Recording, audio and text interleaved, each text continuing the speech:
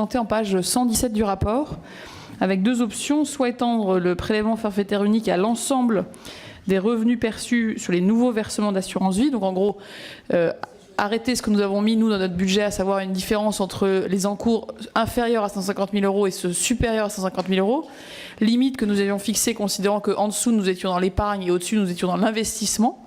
Mais donc, je comprends que votre option serait de l'élargir. Et la seconde serait, comme vous le dites, d'avoir un pilotage par la fiscalité de la durée de détention qui s'appliquerait à tous les supports.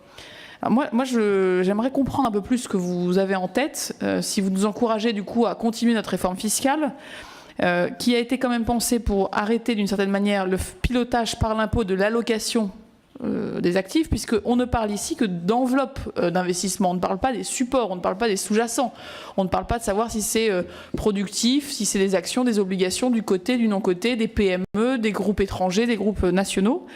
Et je pense que notre sujet, tel que nous le posons en tout cas dans cette majorité, c'est vraiment comment nous trouvons des supports d'investissement du capital et de l'épargne des Français qui soient diversifiés et pilotés.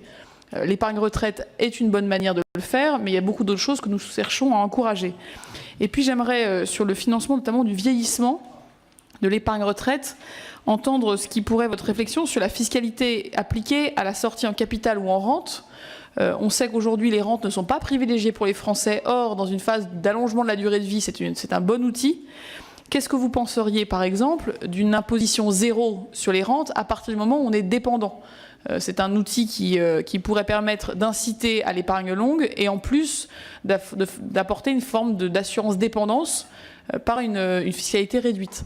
Donc moi, ce que j'essaie de comprendre, c'est, on parle beaucoup là des enveloppes ou des supports d'investissement, on parle assez peu du contenu.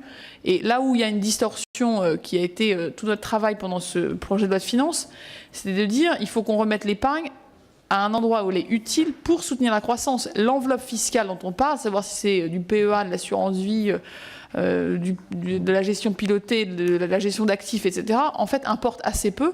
Ce qu'il faut surtout, c'est qu'on ait des supports qui soutiennent l'économie et que donc l'épargne aille au bon endroit